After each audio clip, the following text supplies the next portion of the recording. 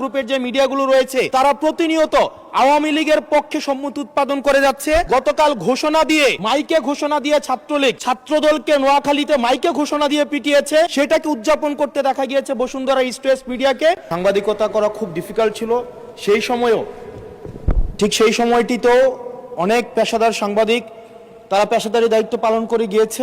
আমার প্রশ্নটি হচ্ছে, আওয়ামী লীগের সময় যেসব সাংবাদিক পরিচয় দিয়ে যারা গণহত্যা, যারা ভোট চুরি, গুম, খুন, ব্যাংক ডাকাতি, সেগুলোর বৈধতা এবং সম্মতি উৎপাদন করেছে মিডিয়াগুলোতে, এবং যারা আজকে সরকার দলে আছে বিএনপির সর্বোচ্চ নেতা বর্তমান প্রধানমন্ত্রী, উনাকেও বিভিন্ন ষড়যন্ত্রকারী দেশদ্রোহী হিসেবে আমরা দেখেছি বসুন্ধরার ইস্ট ওয়েস্ট মিডিয়া বিভিন্ন সময় নিউজ করেছে।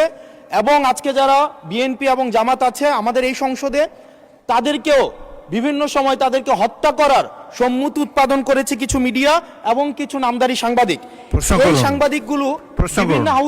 এই সাংবাদিকগুলোকে বিভিন্ন হাউজে আবার এখন বর্তমানে পুনর্বাসন করা হচ্ছে।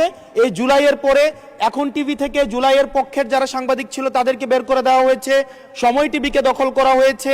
ইস্ট ওয়েস্ট মিডিয়া অর্থাৎ বসুন্ধরা গ্রুপের যে মিডিয়াগুলো রয়েছে তারা প্রতিনিয়ত আওয়ামী লীগের পক্ষে সম্মতি উৎপাদন করে যাচ্ছে।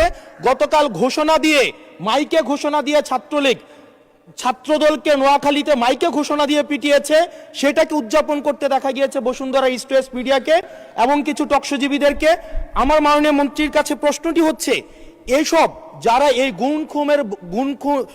গুম খুনের বৈধতা উৎপাদন করেছে, ভোট চুরির বৈধতা উৎপাদন করেছে, গণতন্ত্রের পক্ষে যারা ছিল তাদেরকে হত্যাযোগ্য করে তোলা হয়েছে, এইসব সাংবাদিক, নামধারী সাংবাদিক এবং এই মিডিয়াদের পক্ষে বিপক্ষে বা কি ধরনের আইনি ব্যবস্থা নেওয়া হবে, আইনি ব্যবস্থা আদৌ নেওয়া হয়েছে কিনা, কেন তাদেরকে আবার পুনর্বাসন করা হচ্ছে, সেটির আইনগত কি ব্যাখ্যাটি কি, সেটি এই সংসদের সামনে উপস্থাপন করার জন্য অনুরোধ জানাচ্ছি।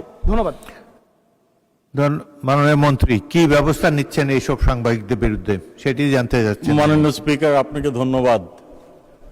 Hour friend and opposition member একটি প্রশ্ন করলেন না, কয়টি প্রশ্ন করলেন, আমরা সেই ট্র্যাকটা হারিয়ে ফেলেছি। আমরা একটি কথা বলতে চাই, গণমাধ্যমের স্বাধীনতা রয়েছে, তবে দেশের প্রচলিত আইন অনুযায়ী সকল যারা এই গণতন্ত্র সমুন্নত রাখার বিপক্ষে কাজ করবে, গণতন্ত্র ধূলিসাৎ করার কাজ করবে, কোনো সন্ত্রাসের কাজ করবে, সে যেই হোক, সে আইনের ঊর্ধ্বে না, তার বিরুদ্ধে প্রচলিত আইনে ব্যবস্থা নেওয়া হবে। সেটি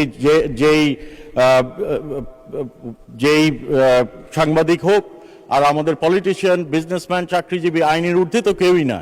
কাজেই কেউ যদি আইনের বিপক্ষে কাজ করে তার বিরুদ্ধে বাংলাদেশ জাতীয়তাবাদী দলের নেতৃত্বে যে সরকার গঠন হয়েছে, মাননীয় প্রধানমন্ত্রীর নেতৃত্বে যে সরকার গঠন হয়েছে, সেই বিরুদ্ধে নিশ্চয়ই প্রচলিত আইনে ব্যবস্থা গ্রহণ করা হবে। ধন্যবাদ মাননীয় স্পিকার।